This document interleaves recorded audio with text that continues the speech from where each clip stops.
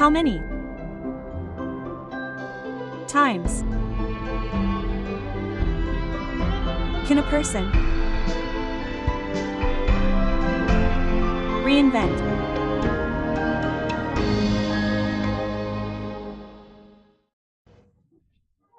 themselves? Can the language of economics be humorous? Can everyone understand?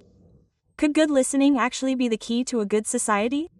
Welcome to Bahar Taşkın Öztürk's program, İnsanlar, Believe in Change, on Benberg ET. Every Saturday at 12 p.m., we talk about why inclusivity in business, art, and sports isn't just a matter of goodwill, it's a necessity. And today is a special episode, a very special episode for me.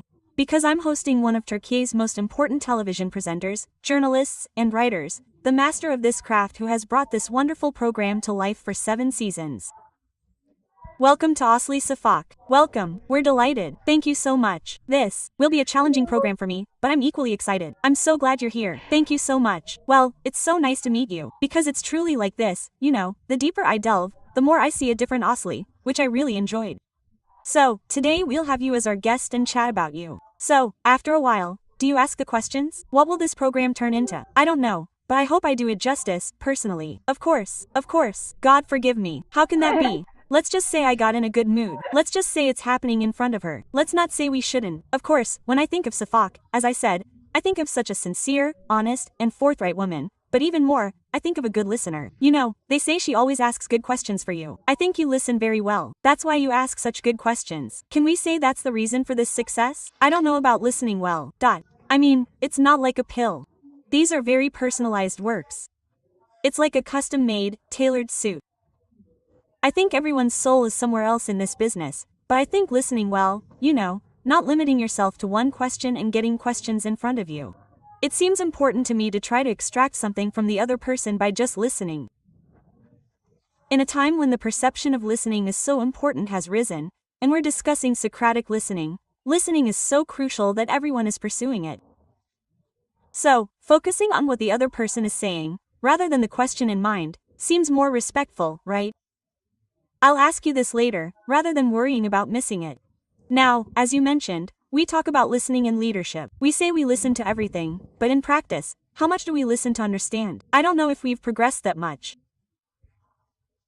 I see very few people truly like this. It's not easy to listen without prejudice or an agenda to understand. I don't know. In your conversations like this, I always see you listening in your most open state. And I feel like if society were a little more like that, if we were more open to each other and listened, we would transform into a different society. What do I care, really? While I'm working so hard to make myself a better person. Of course, we have wishes. Let's get to the best part. Everyone should listen to everyone else, say good morning, thank them, apologize. But ultimately, everyone is responsible for themselves.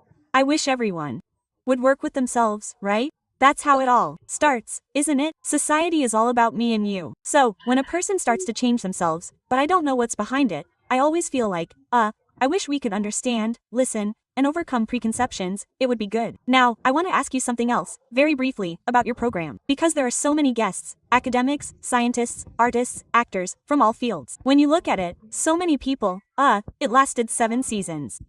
What's that like for you? I'm copying myself too. That's why it's a good program. What happens when you say, this is my drink, for example? Generally, those who can think deeply and multi-layer, and who can expand their horizons are invaluable. So, instead of people who constantly repeat their familiar answers as if they were tabloid reporters, those whose depths we delve into together are more valuable to me. Because finding such a guest is incredibly difficult. Finding a guest who says, okay, let's open up together. Even if it's controlled, of course, I mean, maybe they've seen me for the first time in their life, of course, they'll be controlled. I'm not a psychologist either, so we're hosting a program opposite them, but I wish we could open up together, a controlled opening up to a certain point. I'm okay with that. Of course, there are very valuable guests, but how should I put it? There are also many who come with memorized answers. Exactly. It's much more comfortable for people to open up. Both the audience and the conversation are more enjoyable. And hearing the same things everywhere isn't really what we need. It's more enjoyable when a person does something about themselves, whatever their job is, hearing their own perspective or their thoughts on life.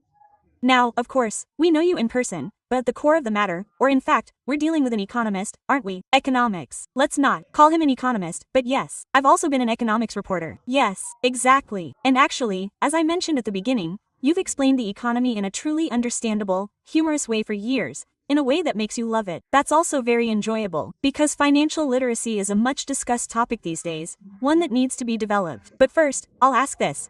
Are we understanding it correctly? What do we understand as a society when we say financial literacy, or what it should be? Does society understand anything? I'm not sure. I mean, I don't think society is even thinking about it. It's not the public's problem anyway.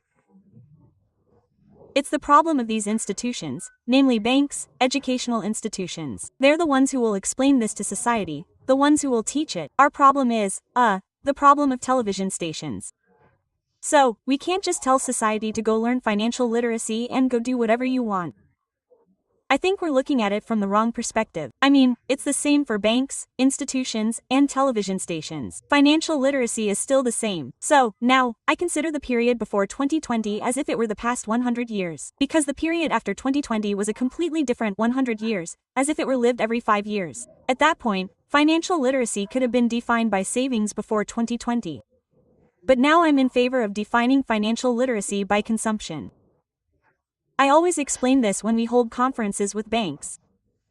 Financial literacy is now about what you consume. Because rates have already fallen significantly. No one can save. Purchasing power has fallen significantly. At this point, if you still try to interpret it through savings, you'll dismiss it as a country lacking financial literacy. But if you interpret it through consumption, your chances of resisting certain assimilation will increase. Because I believe that production has its own etiquette, and consumption has its own etiquette, and in developing countries like ours, we don't have underground resources, oil, gold, or natural gas. In countries like Turkey, where production is driven solely by foreign money, the geography and production culture of that money is crucial because it comes to you and embraces you.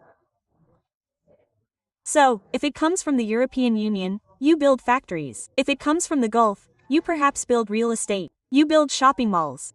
You invest in land. And because the two are different, this eventually reflects on your consumption habits. So, with the assimilation of the money from there, your consumption habits also change. What happens? You consume technology you don't produce. You spend more on luxury goods, saving every penny. Now, all of this becomes a distraction when you shift from a production-oriented to a spending-oriented approach. I think what we need to focus on now isn't savings, it's consumption itself. How much of that consumption do I consume? How much of it goes to rent? How much goes to food? How much goes to transportation? How much goes to education? How much goes to my pleasures and enjoyment? All of this describes you, but how beautiful it is, for example, that where money comes from actually influences consumer culture. That's a very true thing. It's a very good perspective. There's also a dimension to this. I attach great importance to that too. How informed women are, how accurately they understand it. There's been some progress in women's access to and understanding of financial instruments. From a global perspective, the figures are steadily rising. I don't think we have that much difficulty with access, but among these 58 points, women always seem to be lagging behind in understanding, and in Turkey, I think financial freedom is especially important for women. That's why I feel we need to explain this somehow. It's important everywhere. Financial freedom is crucial for every individual, everywhere. It makes no difference to men or women. So, that financial freedom is crucial for making decisions freely. But unfortunately, when you look at the world, the story of financial liberation, with the concept of silver spender, actually comes after the age of 50. This is true for the entire world. You can earn very well at 30, but you don't achieve that full financial freedom. In other words, having built your life so that you have the ability and manners to spend on yourself after 50. Your consciousness up until 50 is something you inherited from your ancestors, your grandfathers, and your mothers. Saving, not spending, feeling guilty about spending on yourself. Because we're the children of report card children. We lived through those years. Now, there are these things too. It's a multi-layered issue, but for example, luxury brands have very interestingly awakened to this year. Interestingly, after last year's losses, super luxury brands have started working with women and men over 50. While they used to work with those young people, Now, for example, they've realized this from a different perspective. I've been saying this a lot. I'll keep saying it. Well, the coming period, after 2030, will be focused on the elderly, and by elderly, I mean those over 80. Those who invest in geriatrics and the elderly will benefit. By the way, Turkish women know about investments, yes, but when we look at the current gold craze, there's a fact in Turkey. Specifically for women, the more you know, the more digital money you can invest in it. At the end of the day, gold is where you'll return, right? Gold is the one that truly thrives on crises. It's grams of gold. Grams, that is, not ounces. Grams are where you'll return. Yes, I agree. So, when we look at the current world, gold seems to be the one with the most real return. The generational issue makes a lot of sense to me, because really, especially the current generation, Generation Z, I think they're starting their lives with less income than the previous ones, and that's the kind of business world it is. I'm talking about my own salary. When I first started working, it was 4 minimum wage. I mean, I went home and lived. Yes, the minimum wage was the first salary. Yes, but it was a step above normal. Do you see what the chances are of umut? I guess we've been living under regulations for a few years without receiving a salary under umut. Of course, journalism is a whole different thing. But when you look at it, I used to have a house all by myself. Now, I mean, people can't get married and move out, really. Or the reason behind their decision to get married is, let's at least share the money so we can cover our expenses. So, yes, there's something here for generations, but I really liked 50 plus. I'll say something about that, because age-based discrimination, when I say I liked it, it's a hot topic. Yes, on the one hand, we're getting older. So, what we used to say before, this is this age, that is that age, won't be the case anymore. Because our lifespans are constantly extending.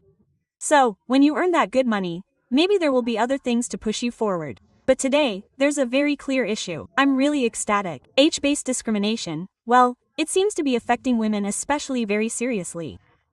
We're looking at inequality in wages, career advancement, and, I don't know, in movies. Well, you can never get a leading role there after a certain age. Have you ever experienced this kind of pressure? Or how do you interpret it? Well, I've never had that happen. I've never been made to feel that way. No, it's not related to that. I mean, I've never been made to feel that way, but maybe I strive to keep myself young, dynamic, and vibrant so I don't feel that way. I don't know about that. Maybe there's a subconscious fear of this, but it hasn't been made, and I've thought about it. I think I'm the oldest woman on screen on Turkish television right now. Oh, no. I think I'm the oldest. I don't know if anyone is older than me. Do they remember umut or something? I mean, I don't remember anyone older than me right now. I had a feeling from before, there are singers who have programs, but I won't name names now. But I'm talking from a television perspective, there's no one older than me on screen. I'm 57, there's no one more magical than me. This is a painful thing because I'd love to see a 70-year-old woman on screen. I mean, I'm 57, there's no one older than me on TV. What a shame. Why isn't there a 70-year-old woman on television? His knowledge, his repertoire. Am I completing 40 years in the profession next year? Why don't we see women who have completed 50 or 60 years?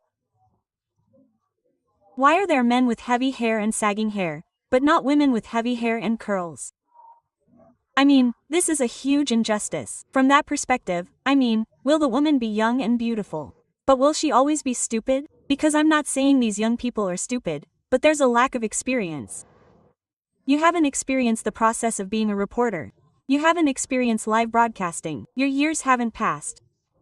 You haven't experienced what life abroad brings. You've been on screen for 3 years, but you're young and beautiful. They only look at you because you're giving prom readings. That's not the point. I mean, if that's what you're supposed to do, with all this experience, your real reporting, war reporting, earthquake reporting, you weren't given that opportunity here, were you? Especially back then, when it wasn't easy for women to go into the field and work as reporters, you actually paved the way by going there and willingly breaking some taboos. It's truly a significant experience and perhaps even an exemplary behavior. Looking at it that way, is there any progress in journalism today? Yes, there are. I mean, there used to be so much going on at TRT. Back then, women were sent to war, sent to earthquakes. Things like that didn't exist. And the excuse would be, are you going to sleep in the same car as the driver? There's an earthquake, meaning the city has collapsed. What would happen if I slept in the same car as the driver? What would happen if I slept on the sidewalk? That doesn't matter, but I know for a fact, I used to crawl to my manager's doors, and there was a lot of whining and complaining about why I wasn't going. Was everyone like that? Were you? Not everyone was like that. Well, they supposedly wanted to, but they were so vocal, or they were going to go together. Were they really that eager when given that job? I'm not sure. I mean, women need to look at themselves too. Because rights aren't given. They're taken. Well, I say this with great pride. I mean, I'm talking about the 90s. I got them by force. Maybe now, if my former managers are listening to me, they'd say, this isn't a either. If it's taken that way, it's taken that way. The important thing is, I kiss everyone you want. It's great to be able to get away with it. Now, of course, with this women's topic, I want to turn to brands a little.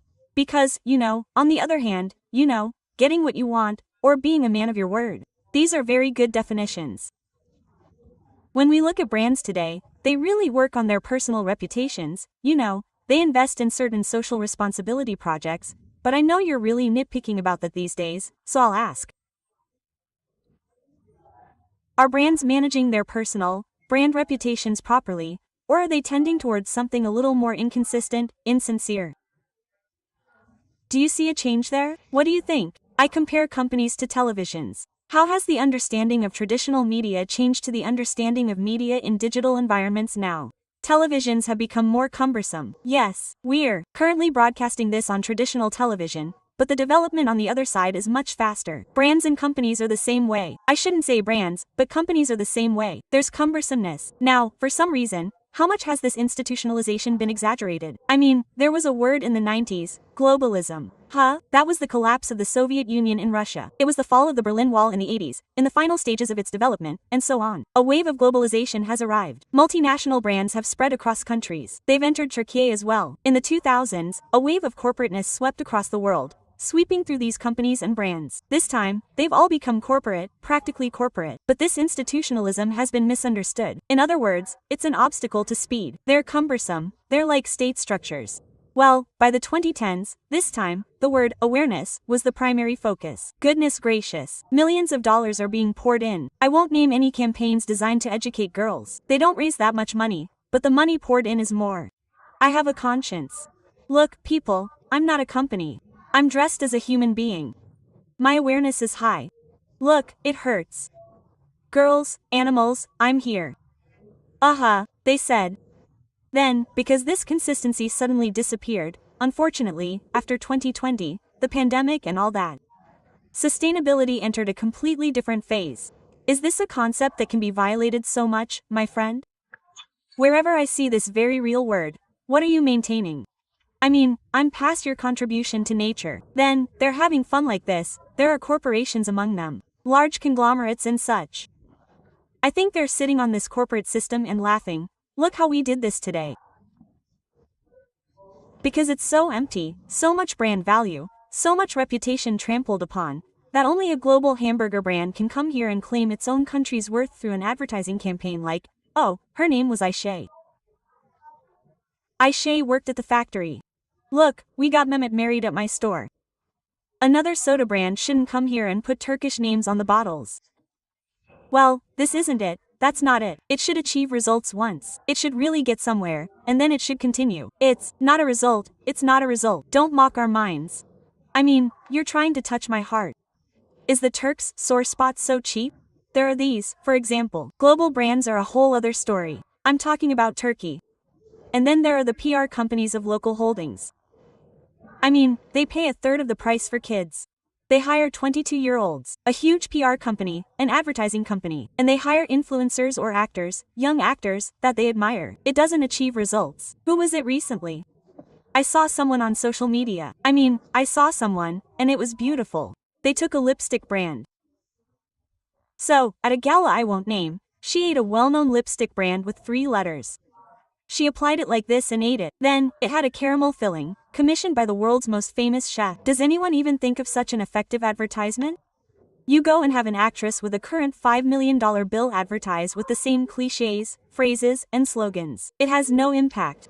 It doesn't even occur to them to do that. So, around here, does this brand even have any credibility? I don't think so. I think you're overlooking it. You're underestimating my intelligence. You're underestimating my emotional fiber.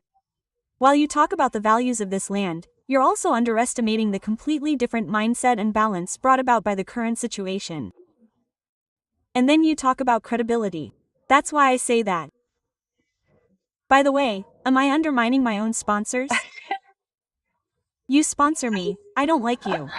We're actually criticizing for improvement here. We're talking about something constructive here. Because, personally, what do we really expect when you look at your brand as an individual? I'm looking for sincerity. Well, I want your words and actions to be consistent. I'm looking for something that's intelligent, clever, far removed from cliches, that brings clever ideas, that kind of guerrilla-style advertising. I don't see any intelligence. I'm sorry, I apologize. I don't see it. If we look a little deeper, what are we actually trying to achieve? What are you trying to achieve? If you put that on the table, I think you'll find consistency, sincerity, or how long can you sustain it? Sustainability has a meaning here.